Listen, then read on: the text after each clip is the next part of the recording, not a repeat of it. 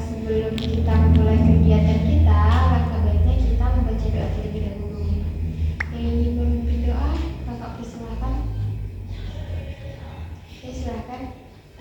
Baiklah, sebelum kita memulai kegiatan kita sore hari ini, alangkah baiknya kita mengucapkan basmalah terlebih dahulu. Bismillahirrahmanirrahim. Oke, terima kasih Nurul. Semoga dengan dibacakannya doa tadi, kegiatan kita bisa berjalan dengan lancar dari awal sampai akhir. Untuk memulai kegiatan kita ini, kakak ada kayak ice breaking, untuk konsentrasi biar lebih konsentrasi lagi. Tahu kan? Tahu Kak? Coba buat gimana? Gimana tuh konsentrasi? Nah, kita sama-sama aja ya. Sama-sama. Tepuk konsentrasi, konsentrasi, konsentrasi. Dimulai. Bisa? Bisa. Sekali lagi, tepuk konsentrasi, konsentrasi, konsentrasi. Dimulai. Bisa Kak? Serlin bisa Serlin? Tepuk konsentrasi, konsentrasi, konsentrasi. Dimulai. Oke, udah mulai konsentrasi? Udah Kak. Oke. Nah, kegiatan kita kali ini tuh namanya bimbingan klasikal. Pernah melakukan bimbingan klasikal sebelumnya? Bisa Kak. Pernah. Oke, tentu sudah tidak asing lagi dengan apa itu bimbingan klasikal, benar Nurul? Oke, jadi bimbingan klasikal ini adalah salah satu jenis layanan dalam bimbingan dan konseling yang mana bertujuan untuk tercapainya beberapa tugas perkembangan seperti aspek pribadi, sosial, belajar, dan karya. Nah, di sini dalam pelaksanaan bimbingan klasikal ini kakak mengharapkan keaktifan dan partisipasi dari adik-adik semua yang hadir dan ikut serta di dalam kegiatan kita kali ini. Nah, untuk materi kita kali ini itu kita akan membahas tentang stop bullying.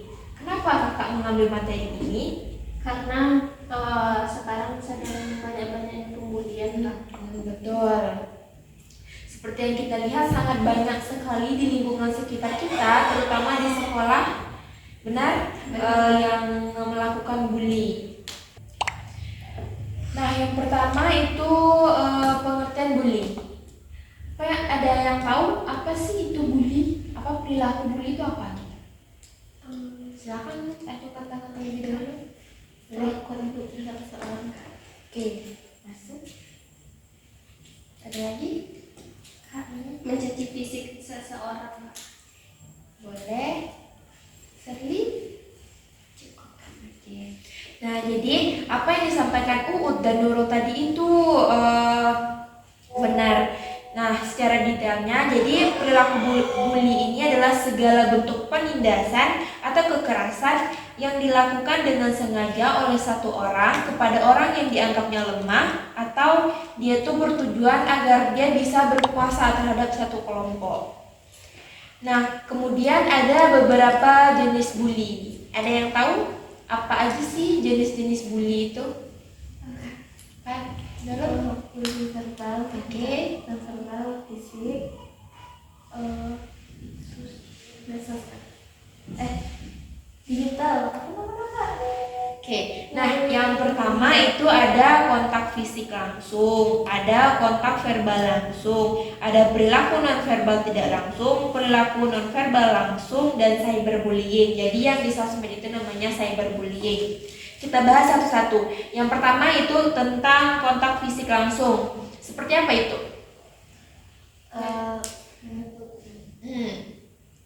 Ada lagi? Cukup Kak.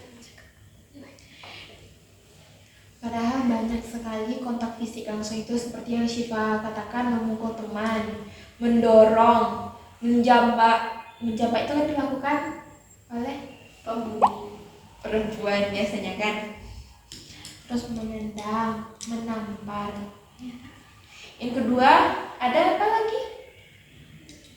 kontak verbal verbal tidak langsung. ya seperti apa tuh? Langsung kan? Ya,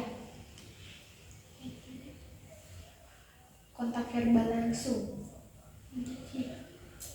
Ini Kak mencaci ke mencela, mencibir Kak. Ya, seperti fitnah, julukan nama, kan banyak tuh yang muncul julukan seperti monyet lah, babi lah, kan bener kan? Banyak apalagi di sekolah. Terus yang ketiga ada perilaku nonverbal tidak langsung. Ada yang tahu seperti apa perilaku bully? Sendirian Kak. Bisa juga. Sendirian Kak. Bahkan Uut mencemooh Nurul itu dengan menjulurkan lidah. Padahal itu sepele kan? Iya. Kita kayak gitu tuh cuman dianggap bercanda aja gitu. Yang keempat ada perilaku nonverbal langsung. Ada yang tahu? Seperti apa tuh hal itu? Kayak mengucilkan, menyisihkan,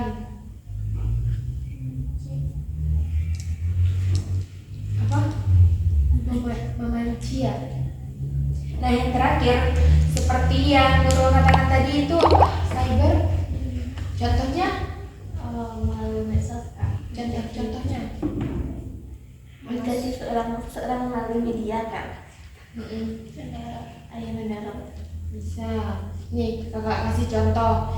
Shirley misalkan ada dendam ke Nurul. Terus dia bilang lah di sosmed atau di story gitu, Nurul ini bla bla bla bla bla. Padahal itu nggak fakta, itu namanya cyberbullying. Kan dia tuh kayak menyebarkan sesuatu itu kan di media sosial. Dan yang selanjutnya itu penyebab bully. Apa penyebab pelaku itu melakukan bully? Itu tuh ada 4 faktor besar. Dia menganggap orang itu lemah daripada dia Kak. Boleh, Syifa? Supaya terlihat Boleh. kurang kasih sayang Kak sehingga melampiaskan kepada orang lain. Shirley? Merasa iri Kak.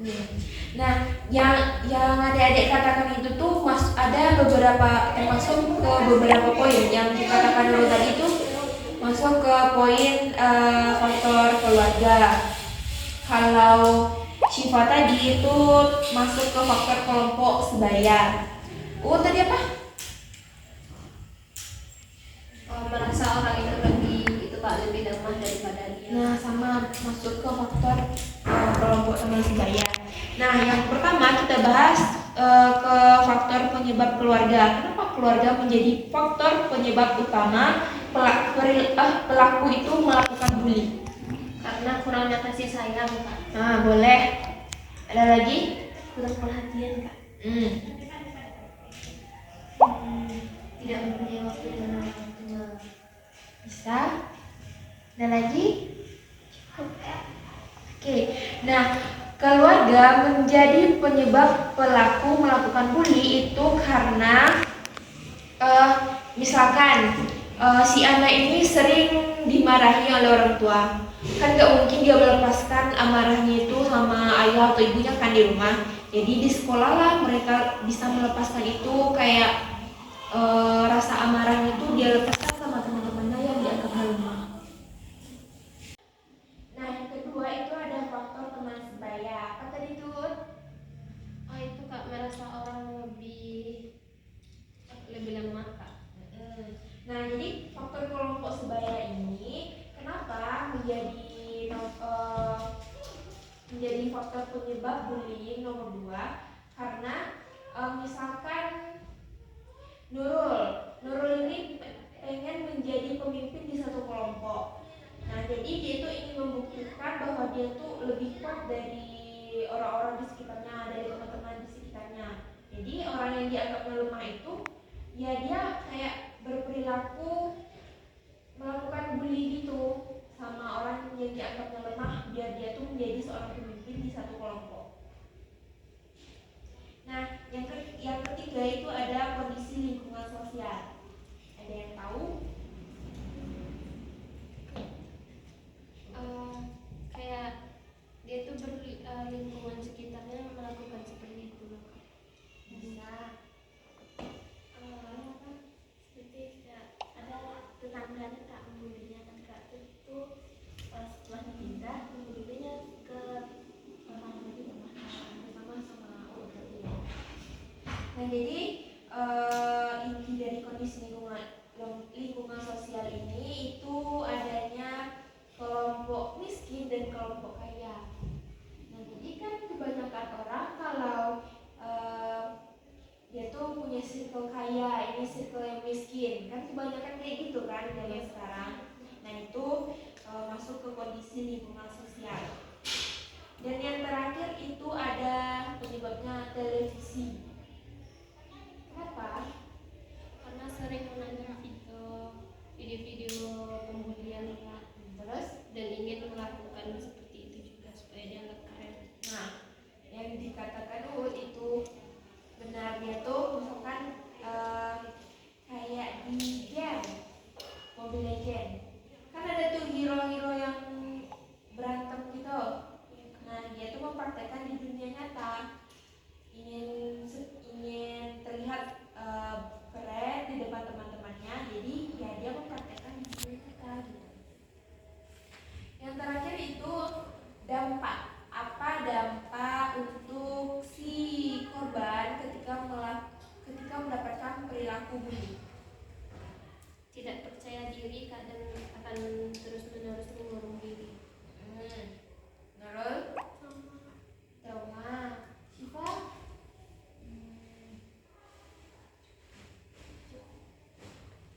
Oke. Nah, sebenarnya banyak sekali dampak yang terjadi kepada si korban apabila si korban ini mendapatkan perilaku bully atau perilaku yang tidak seharusnya ia dapatkan, seperti dia tuh merasa rentan merasakan emosi kayak takut, terus sedih, marahnya ini ya tuh kenapa sih dia nggak bisa melawan gitu pas di kejadian itu. Nah, yang kedua itu adalah sulit berkonsentrasi. Berkonsentrasi ini bisa kita lihat di lingkungan sekolah. Terus ada trauma seperti yang Nurul katakan, tidak percaya diri seperti yang Uud bilang tadi. Terus dia tuh menarik diri dari lingkungan sekitarnya karena takut mendapat perlakuan yang sama dari orang lain.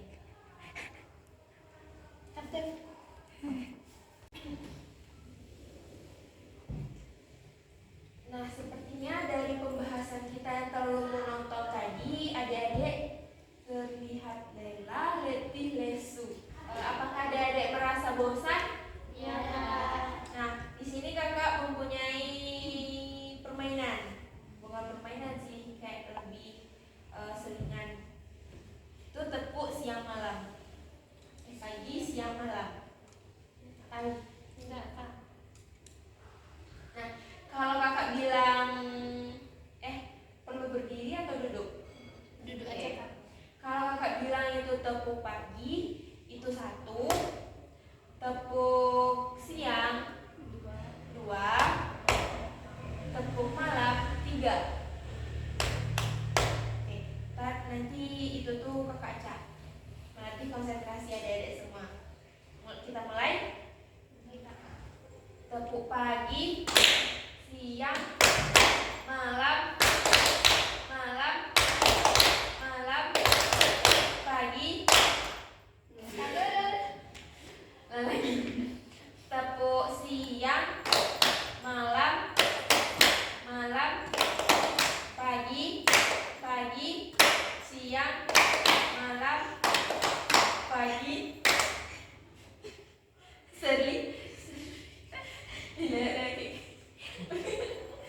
Lagi. Tepuk siang, malam, pagi, siang,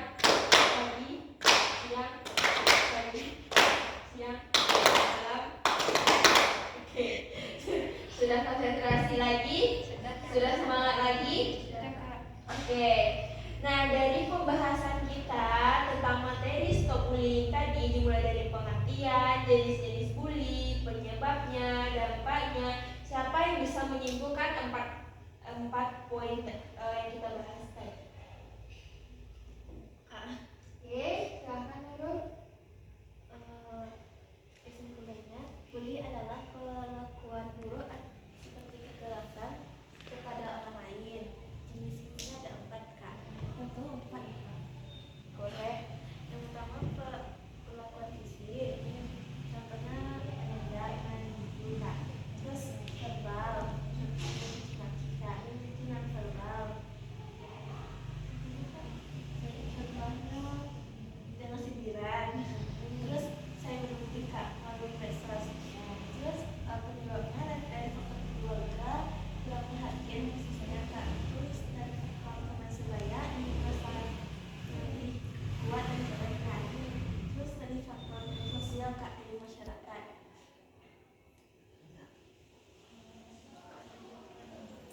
Iya. Terus dampaknya kak trauma, sedih, marah akan dirinya sendiri. Bagus. Tepuk tangan dulu. Ada lagi yang ingin menyimpulkan? Sama kak. Oke. Nah, kakak mengharapkan sekali dari pembahasan kita tadi, semoga adik-adik yang berada di sini terhindar baik itu menjadi korban atau menjadi pelaku. Nah, sepertinya kegiatan kita sudah hampir berakhir. Nah, kapan waktu yang pas dan tepat untuk melakukan kegiatan kita ini lagi? Besok kak. Apa jam? Jam 6 kak. Oke, kita sepakati ya, besok jam 6. Apa kita butuh suasana yang berbeda? Kayak mungkin bisa melakukan kegiatan dengan klasikal di luar. Iya kak, di luar kak. Bisa kita melakukan kegiatan dengan klasikal di luar dengan materi yang berbeda tentunya. Baiklah, mungkin sampai di sini saja pembahasan kita dan pertemuan kita kali ini. Karena di awal kita membacakan doa, jadi alangkah baiknya di akhir kita juga membacakan doa. Silakan yang ingin memimpin doa. Oke. Untuk mengakhiri pertemuan kita pada sore hari ini, alangkah baiknya kita membacakan hamdalah. Alhamdulillahirabbil alamin. Nah, kakak sebagai pemimpin yang memimpin kegiatan kita kali ini, kalau terlebih terkurang kakak mohon maaf. Kakak akhiri dengan assalamualaikum warahmatullahi wabarakatuh. Waalaikumsalam.